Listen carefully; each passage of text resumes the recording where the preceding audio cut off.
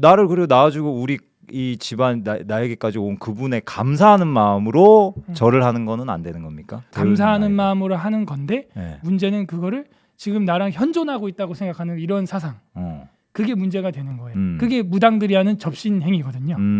그래서 이게 접신의 어떤 형태를 띠고 있기 때문에 굉장히 위험한 발언이 될 수가 있다. 첫 번째는 네. 바로 제사입니다. 설이 이제 곧 다가오죠. 네. 그래서 기사 한번 보실까요? 네. 예. 최근 기사는 아닌데 네. 기독교 제사 절 뭐 다 해요. 기독교인데 다 합니다. 뭐 이런 기사예요. 나 이런 거 처음 봤네. 또 이분이 처음 이런 보십니까? 소리까지 했어요? 예. 은근히 많아요. 예. 음. 그래서 과연 이 제사 기독교인이면서 제사 지내는 거 설 차례 지내는 거 이거 우상 숭배인가요? 이런 질문이 또 있습니다. 목사님 이거 우상 숭배 맞습니까? 근데 이 가수 이승철 씨가 어떻게 절했는지에 대해서 그 정황을 좀 알아야지 좀 얘기를 하지. 그냥 이승철 잘못됐다 맞았다 얘기가 조금 애매한데요. 예, 저는 이승철 가수를 비난하고자 하는 게 아니라 네. 이 제사 지내는 게 진짜 우상 숭배가 맞는지 하나님 싫어하시는 건지 문화적인 전통적 관점으로 바라볼 수는 없는 건지 거기에 대해서 궁금해서 궁금한 사람이 또 많으니까. 네. 일단은 저도 그 조문을 가서는 절을 하는 경우가 있었어요. 저도 몇 번. 뭐냐면은 진짜? 상주한테 상주가 인사를 배례로 할 때 그거는 배례로서 살아있는 사람한테 우리가 하는 거고 세배도 하잖아요. 우리가 세배 안 하세요?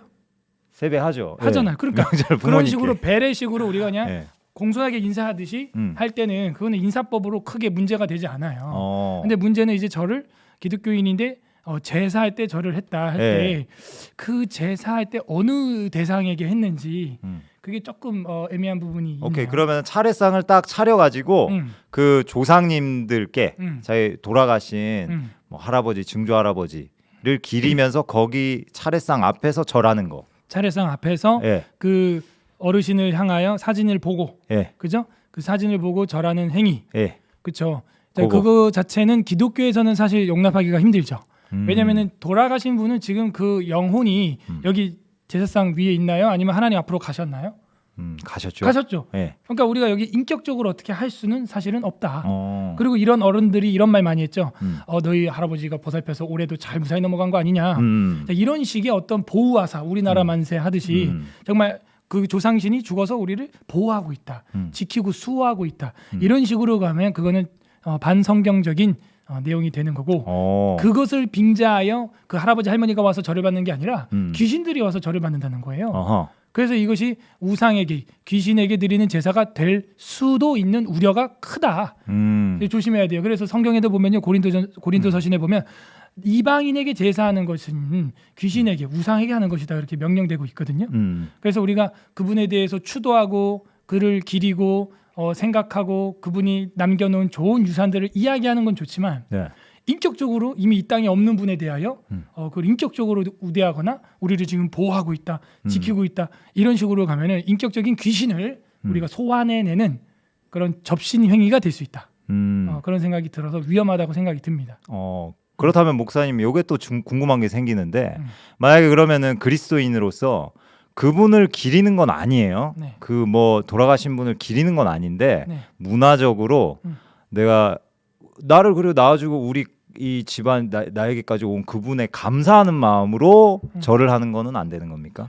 그냥 감사하는 마음으로. 그러니까 그게 인격적으로 감사하는 마음으로 하는 건데 문제는 그거를 지금 나랑 현존하고 있다고 생각하는 이런 사상. 그게 문제가 되는 거예요. 그분이, 그 신이, 그 영이 나와 함께하고 있다는 사상. 그게 무당들이 하는 접신 행위거든요.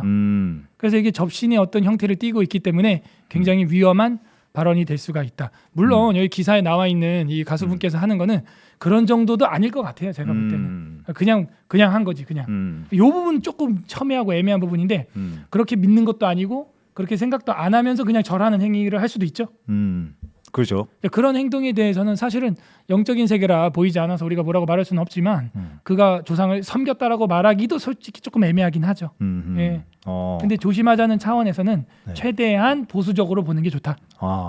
알겠습니다. 그렇다면 이런 케이스가 또 있게 될 겁니다. 이번 설이 되면 부모님이나 시댁 처가댁이 이제 믿지 않는 교회를 안 다니는 문화예요. 그래서 제사를 이제 할 수밖에 없고 그러면은 나는 이제 예수님 믿게 됐고 그럼 거기 갔어. 그럼 갔는데 그 상황에서 이제 너도 우리 집안의 장손인데 그리고 며느리야 네가 장손 집안에 왔는데 그래도 조금이라도 돕고 이렇게 동참해야 되지 않겠니? 이런 상황이 됐을 때 어떻게 우리는 지혜롭게 대응할 수 있을까요? 원치 않은 상황에서 할 수도 있죠. 저는 초등학교 때 아마 원치 않은 상황에서 했던 것 같아요. 저를. 왜냐면은 저희 집안이 장손 집안이었고 그리고 뭐 몇십 대 진사댁 뭐 이런 거거든요. 귀한 또 그래가지고 하니까 근데 초등학교 때는 거의 모르잖아요. 모르고 어른들이 하는데 그냥 거의 반강제적으로 하기 때문에 저는 그랬던 것 같아요. 하면서 기도했던 것 같아요. 이게 이제 어떤 중간 단계입니다. 절 무조건 하다가 그다음에 이제 절하면서 기도하는 단계, 그다음에 아예 굽히지 않고 뒤에서 하는 척 할 때만 수구리다가 이렇게 일어나는 단계, 그다음에는 이제 뻣뻣하게 있는 단계, 그리고 아예 뭐 더 열심히 그 일에 도와는 주되 그 제사하고 절하는 자리에 참여하지 않는 단계, 뭐 이렇게 나눠질 수 있을 것 같아요. 그렇군요. 절차가. 그렇죠. 네. 근데 제일 좋은 거는 이렇게 강요되는 상황이기 때문에 강요하지 말고 우리가 살아계실 적에 어른한테 잘하자. 이런 문화로 끌고 가세요. 지금 어머니 아버지에게도 어머니 아버지 돌아가시고 나서 우리가 상다리 부러지게 차려드리는 게 좋아요. 살아계실 적에 자주 찾아오고 상다리 부러지게 차려드리고 밥 먹는 게 좋아요. 후자거든요. 그렇죠. 그러니까 우리가 더 힘든 거야. 기독교인들이 더 움직여야 되거든. 그지. 그게 문제. 그러니까 더 살아계실 때 더 많이 하고 더 효도하고 그럼. 해야 되니까. 그럼요. 그리고 그 그런 대안이 필요하겠네요. 돌아가신 할머니 할아버지가 진짜 드신다면 그 밥상에 드신다면 어떻게 1년에 한 번만 차려드려요? 배고파 죽게. 그죠? 그러니까 그거는 매일 차려드려요. 재밌는 발상인데. 그럼요. 그거는 완전 불효예요. 어떻게 1년에 한 번 차려줘? 그러네. 말도 안 되지. 그 무슨 자기 위로야, 자기 위로. 오케이. 그럼 이런 질문이 또 있습니다. 추도 예배, 추모 예배.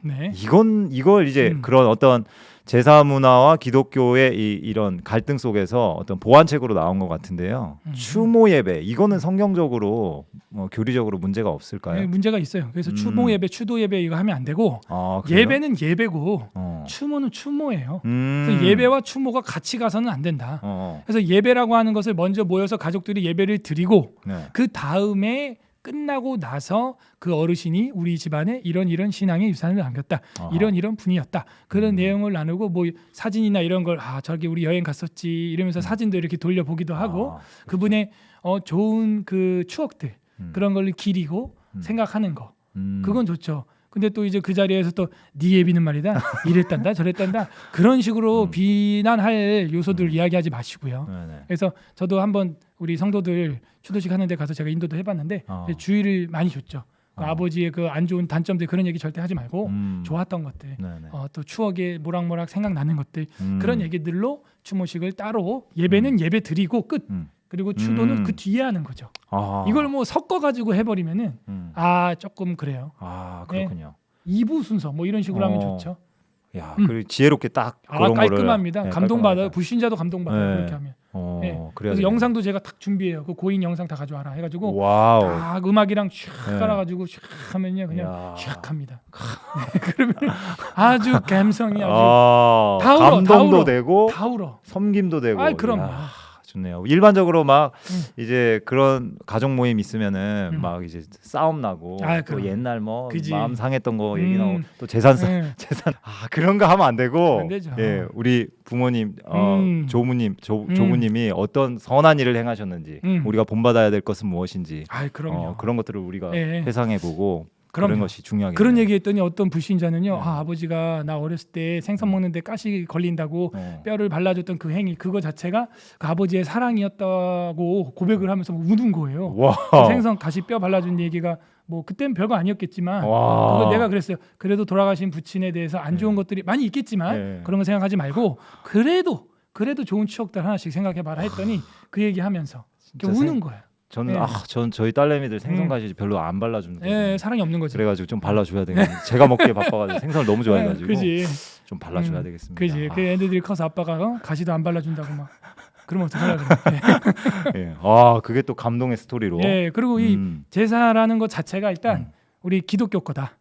왜냐하면은 출애굽한 목적이 뭐예요? 사흘거리 가서 뭐 하라 그런 거예요? 하나님께 제사를 드리겠다. 그렇죠. 그 제사가 오늘날로 하면은 예배가 되는 거거든. 그래서 그 예배를 드리게 하는데 우리 기독교의 개신교의 그 핵심 바로 예배, 그 제사란 말이에요. 용어 자체가. 근데 이제 제사상의 제물이 누구예요? 양, 소, 비둘기 이런 거거든요. 그런데 이제 신약 시대에 와서 누가 하나님의 어린 양이 됐어요? 예수님이 어린 양이 됐거든요. 그래갖고 하나님의 어린 양이 예수님이 되어 주심으로 말미암아 뭐예요? 제사가 이제 완성된 거지. 그래서 우리 이제 양 잡고 소 잡고 해요, 안 해요? 안 한다. 그렇죠. 그리고 우리는 감사만 올리면 되는 거예요. 몸으로 봉사하고 헌신하고 물질로 헌금하고. 그래서 우리 오늘날의 신약 시대 이 예배가 자리를 잡게 되었다 하는 것이죠. 그렇군요. 제사는 원래 우리 기독교 거다. 원래 우리 거다. 예, 어디에 제사라는 게 제일 많이 나올 것 같아요, 구약 성경에?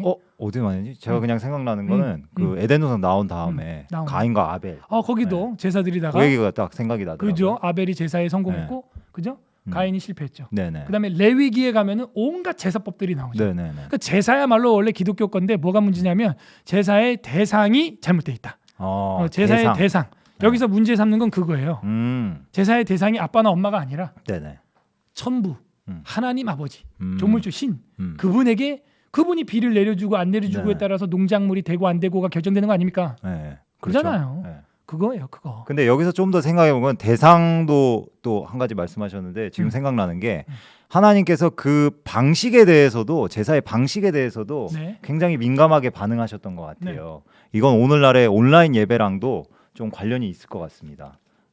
제사의 방식, 예배의 방식, 그것도 하나님이 중요하게 여기시나요? 그럼요. 그래서 제사는 하나님이 명령된 대로만 드려져야 된다. 이게 우리가 믿는 기독교 종교개혁자들의 예배론인 제사론이에요.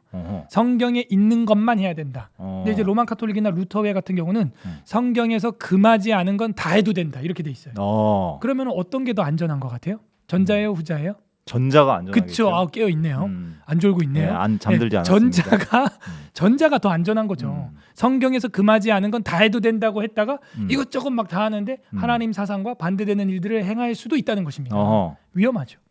그래서 성경이 명한 대로 제사를 드려야 한다. 그게 제사법이 레위기에 집중적으로 나와 있고 출애굽기, 민수기 이런 것에 집중적으로 제사법이 나와 있다 하는 것입니다. 그 방식도 중요하다. 방식도 엄청 중요하다. 왜냐하면 우리가 아버지 어머니 좋아하는 음식 차려줘야 어머니 아버지도 좋아하지 않겠어요? 네네. 아버지 어머니가 싫어하는 음식을 갖다가 상다리 부러지게 차려봐. 그거 욕하는 거야. 그치? 내가 좋아하는 거 아버지 어머니보다 나 맛있는 거 그거지. 딱 차려놓는 그거지. 그지. 어른 젓가락 한 번 더 가는 거 그걸 차려야지.